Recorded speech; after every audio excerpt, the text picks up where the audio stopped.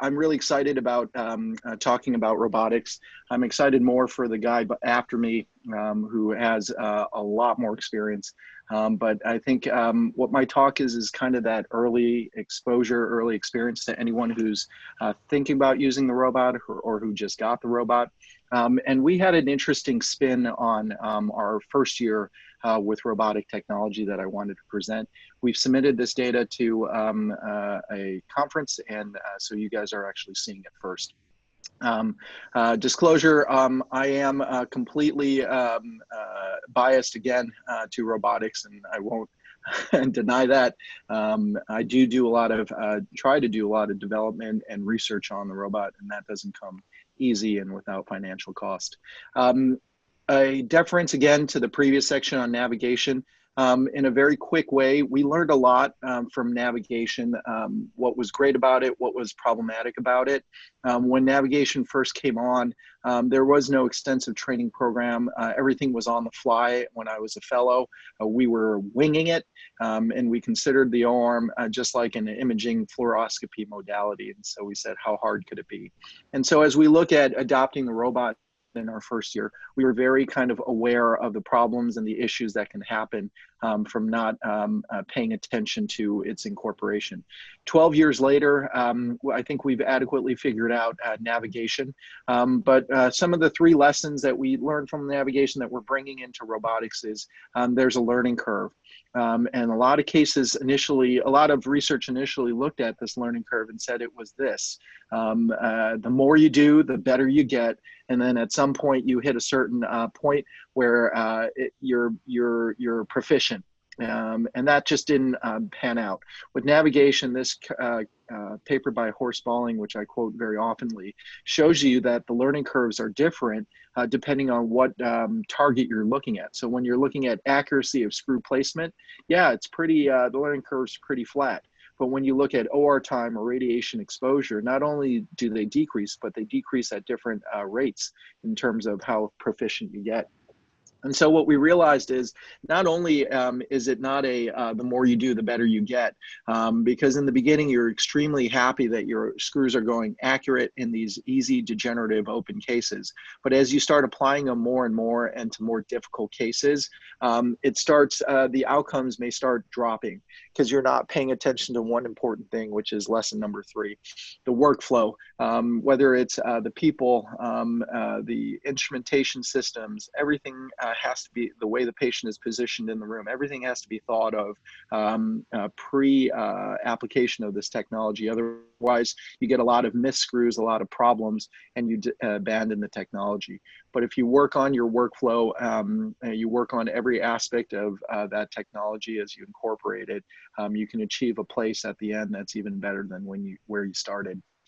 So to the surgeon, what we learned from navigation is you got to think about it as multiple teams. It's not just the surgeon as the primary sun that all the planets are revolving around. It really involves a lot of different people to work on in order to get it right.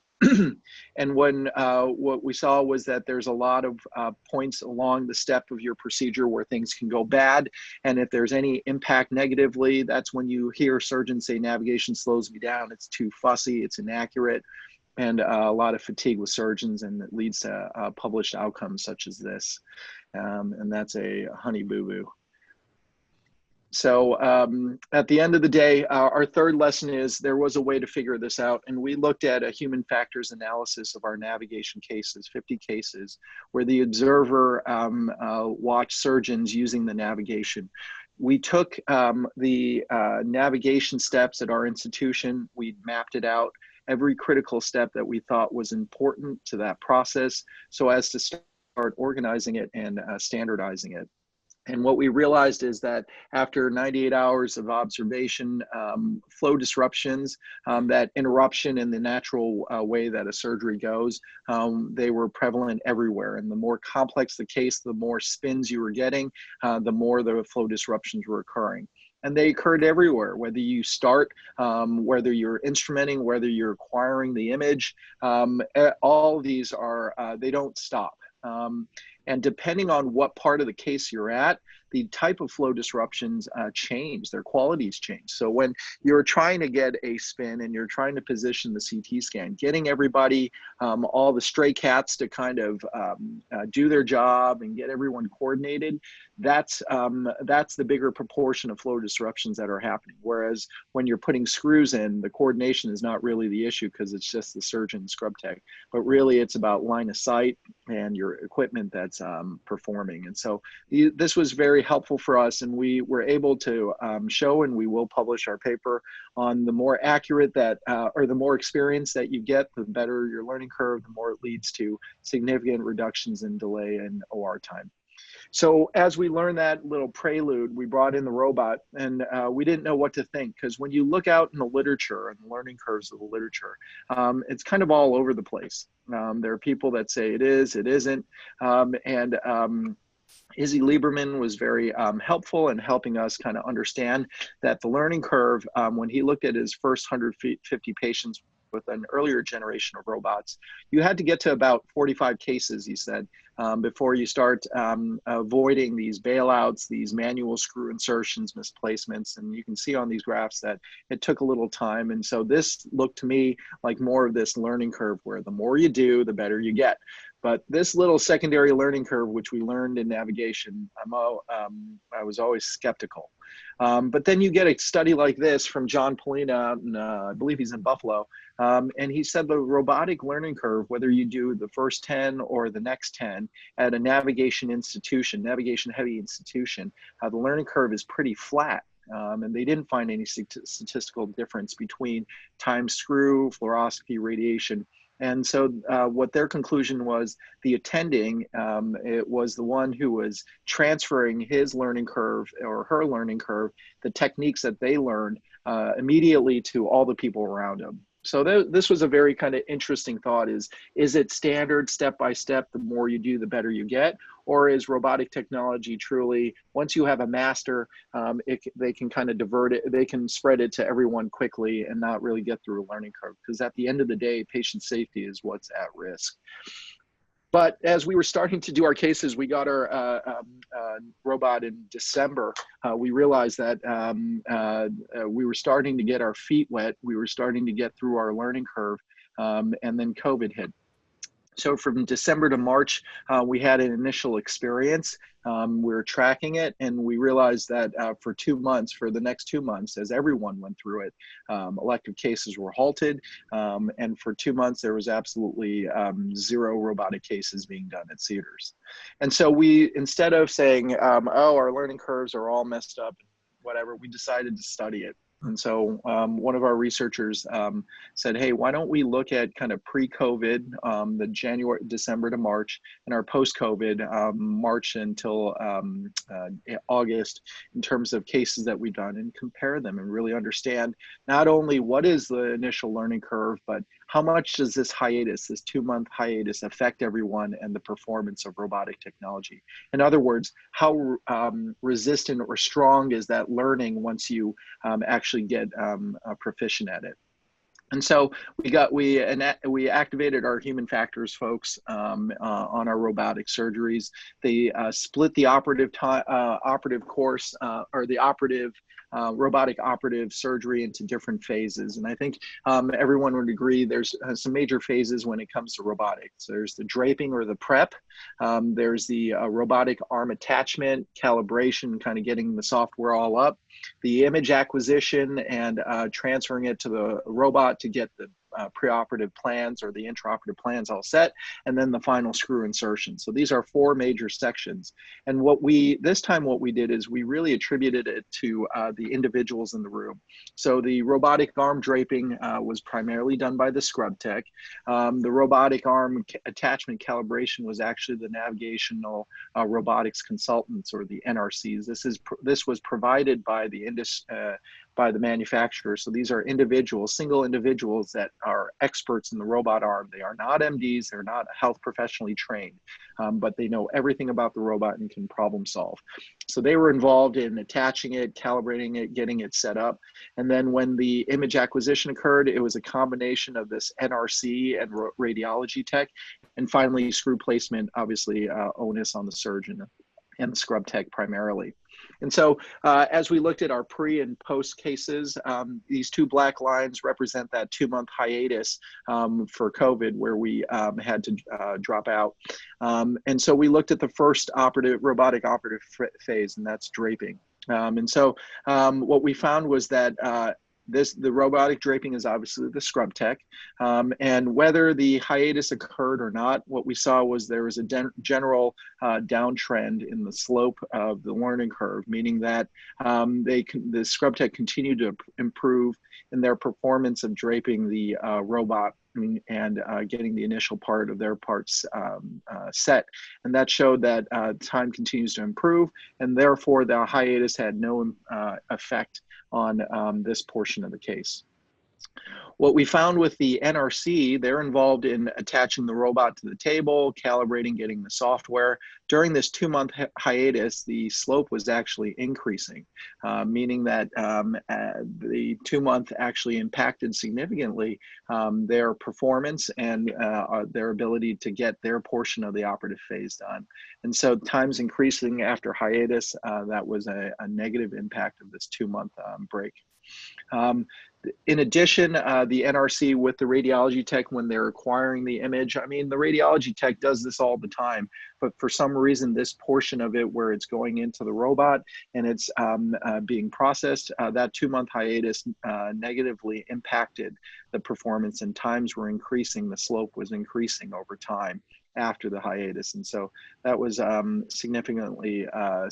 statistically significant.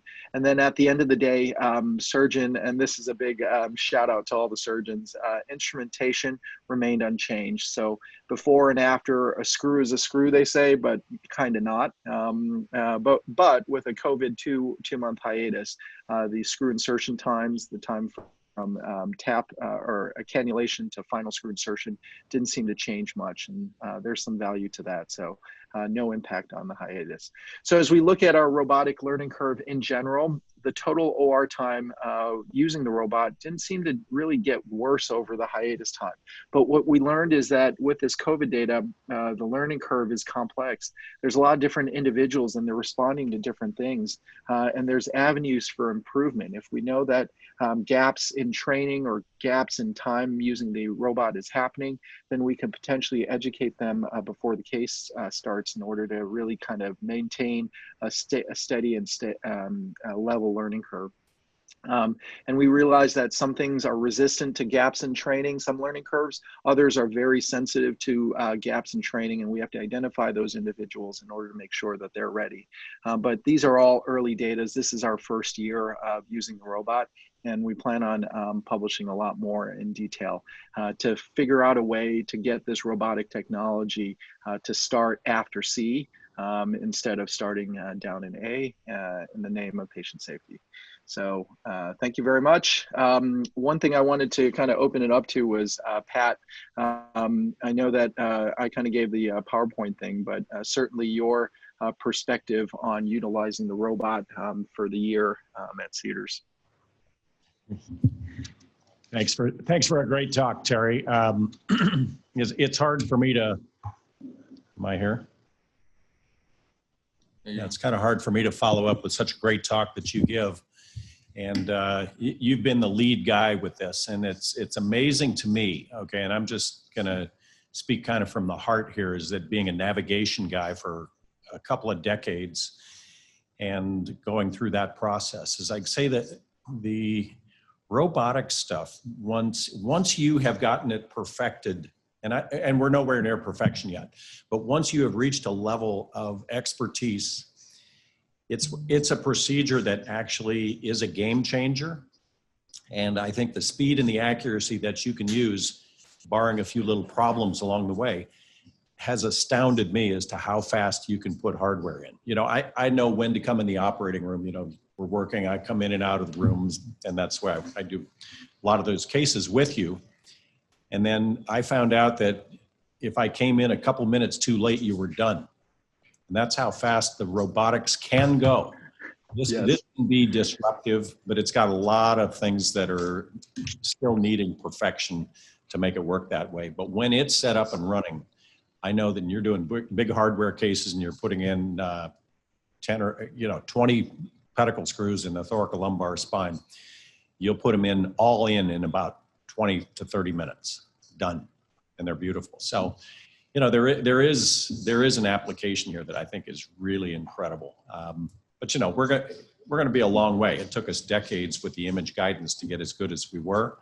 But I think the robotics is here to stay. So great job, and thank you very much for taking the lead in this. You're a great colleague. Thank you. Great talk, Terry. So that's just you and Dr. Johnson's data, or is that including all the Cedars Sinai surgeons that are using the robot?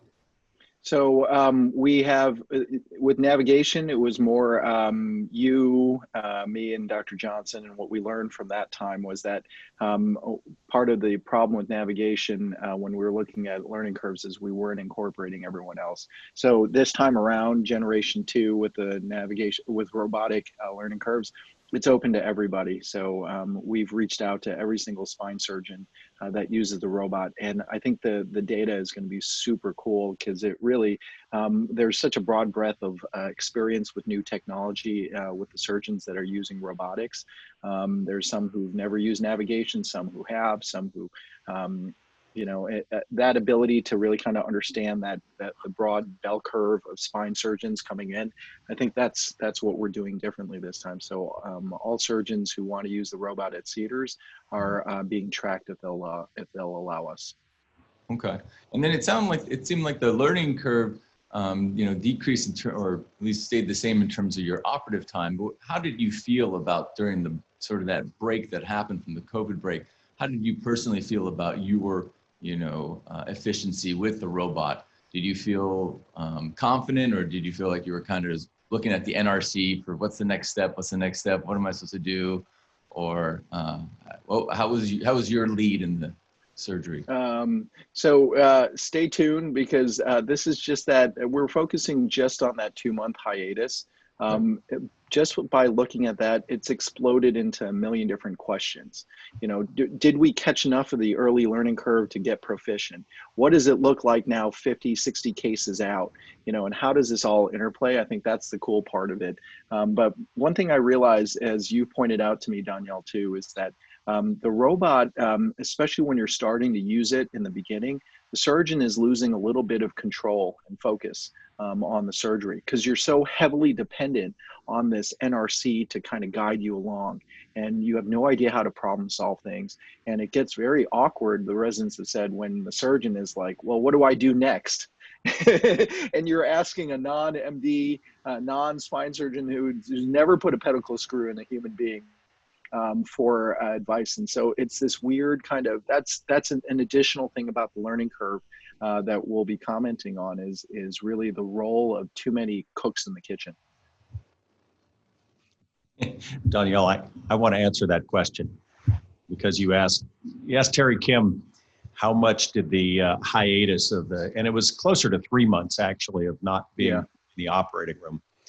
And Terry's a good student, and he has really dedicated himself to this, but I can tell you my personal experience from this thing is that 3 months, I basically went back to zero. I had to start over.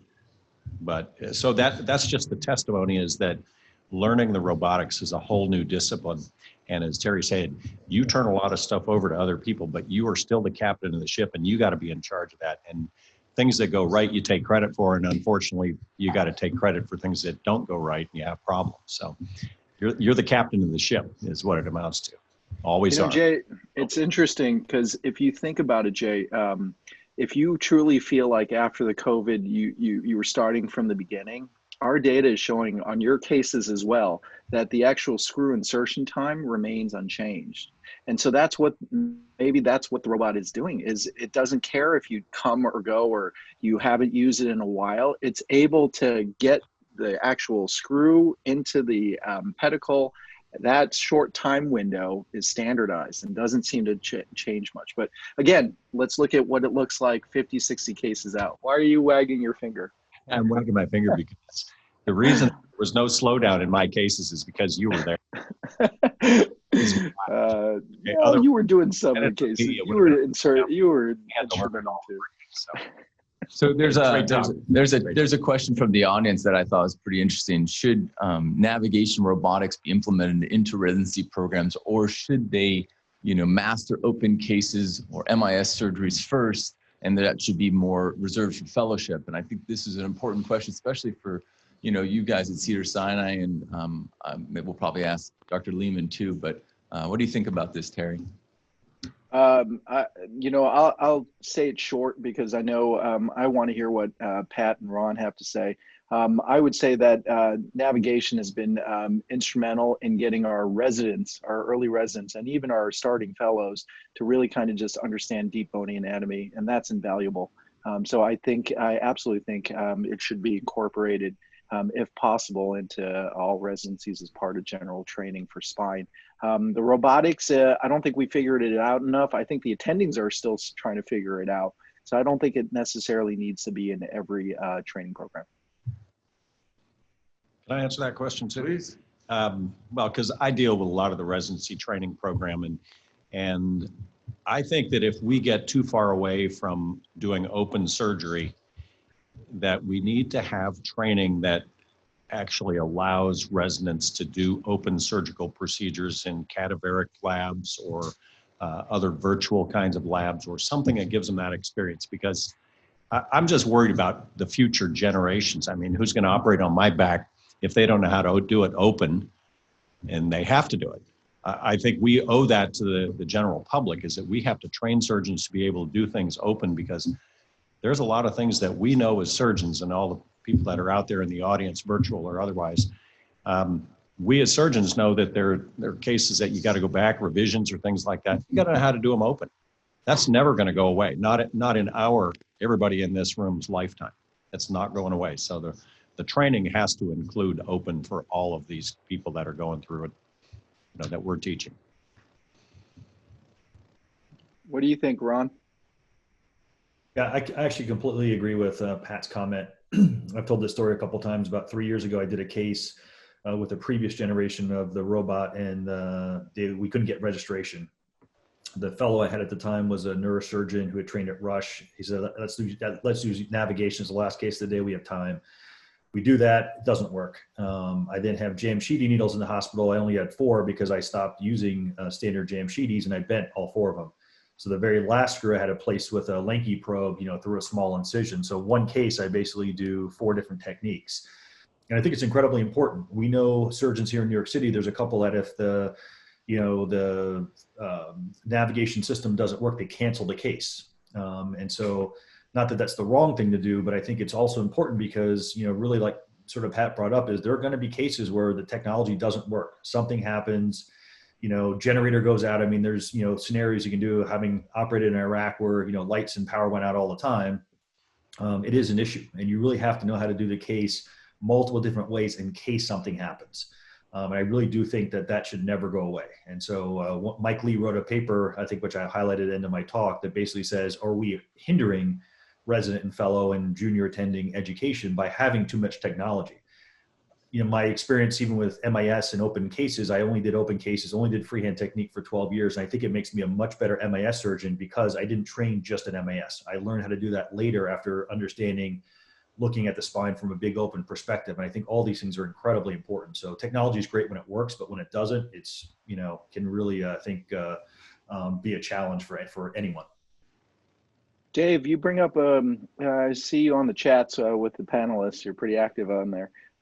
You bring up 2 kind of comments, one about how fast residents can put screws in, and one about the experience seen at other subspecialties with MIS and stuff. What are your thoughts? Yeah, so I remember when we first started, I remember my first all thoracic pedicle screw case, and it was done with another attending, and we, too bad we didn't have EKG monitors because our ST segment elevation was probably pretty high, and that then trying to teach residents to do it and learning how to adjust the resident's hand and the stress associated with that. And I remember one of my partners at Walter Reed came back in his first case, an idiopathic scoliosis case, a very good resident, put a screw in and caused a neural problem.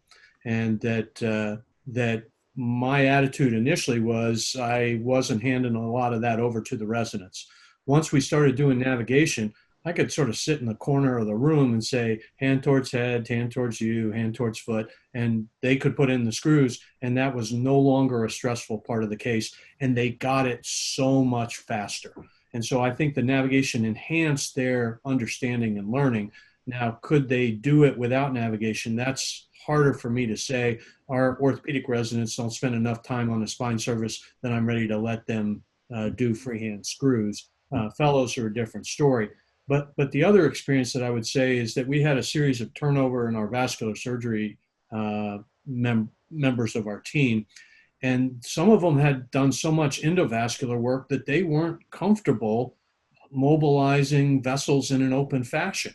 And that, I had my vascular guy, that I used for 10 years, was 20 minutes for his exposure and he'd lose 20 cc's. Then I had another guy who it was 7 minutes and he would lose 50 cc's.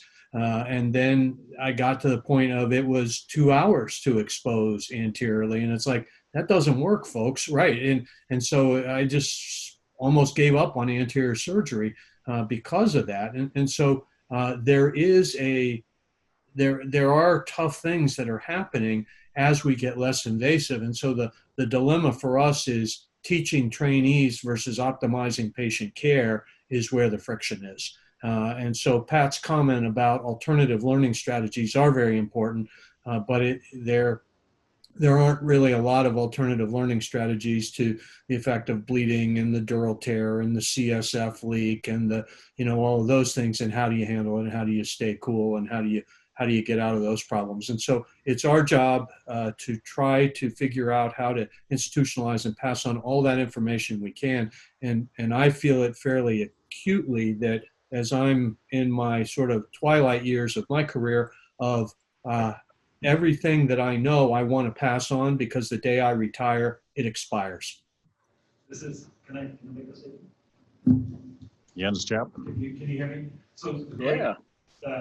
So this is a cataclysmic point in time. Actually, I don't want to sound too dramatic, but as we're getting new breakthroughs in technology and automation, again, congratulations to Danielle and to Patrick and to this faculty for putting this visionary kind of a meeting together. This is the point in time where we have to actually really embrace technology and put it into a constructive setting. And I think this might be the time where we want to think beyond orthopedics and neurosurgery as specialty trainings and go into spine surgery, where we teach proper spine surgery based upon orthopedic or neurosurgical principles, and then in the final iteration have the technology adaptation. If we don't do this, the technology aspect, I think, will take a runaway leap around us, and will basically kind of just allow putzes to more or less put in hardware into patients who may or may not need it. So that's my dystopian kind of version, but this is also the opportunity for us as spine surgeons to kind of come together and using technology as a breakthrough and disruptor, reformulate the shape of our specialty. Thank you.